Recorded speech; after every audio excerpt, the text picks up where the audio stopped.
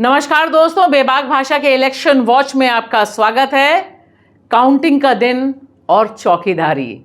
जी हां, अभी तक हम 2014 से 2024 तक यही सुन रहे थे कि मोदी जी देश के चौकीदार हैं, लेकिन इस बार वोटों के गिनती की चौकीदारी का काम सिविल सोसाइटी यानी नागरिक समाज, नागरिक संस्थाओं से जुड़े हुए लोग करने की तैयारी कर रहे हैं।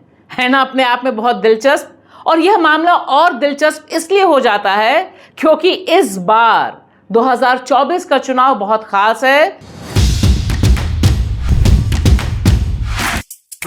मध्य प्रदेश, उड़ीसा की राजधानी मिजोरम की धरती से, कश्मीर से, हरियाणा की जमीन में, जुहू बीच, मुंबई, हैदराबाद से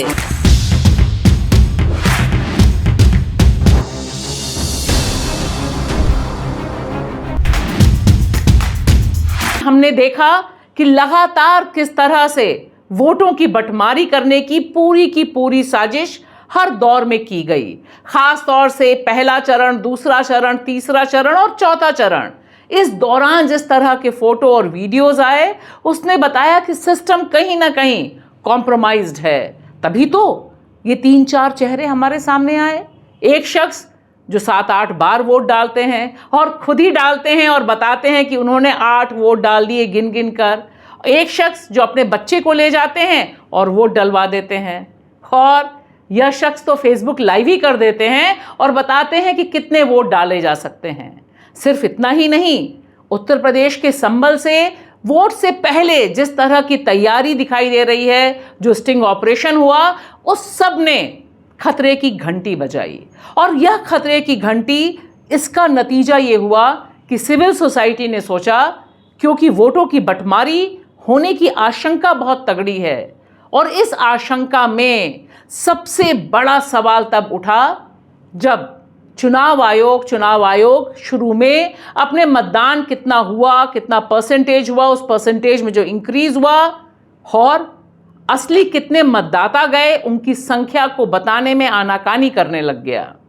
लिहाजा जो आंकड़े चौथे चरण तक हमारे सामने आए, उससे पता चला कि 1,07,00,000 वोट ज्यादा काउंट हुए हैं।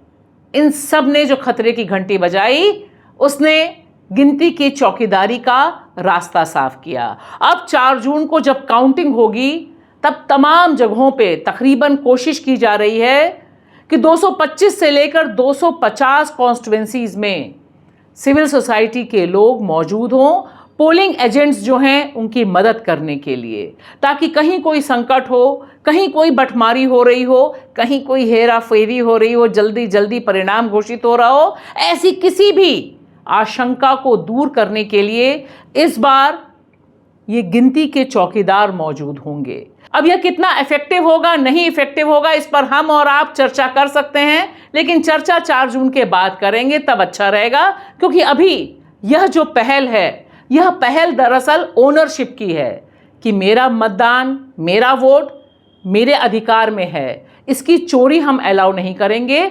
इस लिहाज से अगर आप सोचिए तो ये पहल बहुत दिलचस्प लगती है। और इस बारे में जो पत्रकार पूनम अग्रवाल ने अपना पूरा एक्सप्लेनर डाला है, वह भी देखना ज़रूरी है, समझना ज़रूरी है। और शायद लोकतंत्र को बचाने के लिए ये सारी पहलकदमियां जो हो रही हैं, इन्हें दूर तक पहुंचाना बहुत ज़रूरी है। शुक्रिया।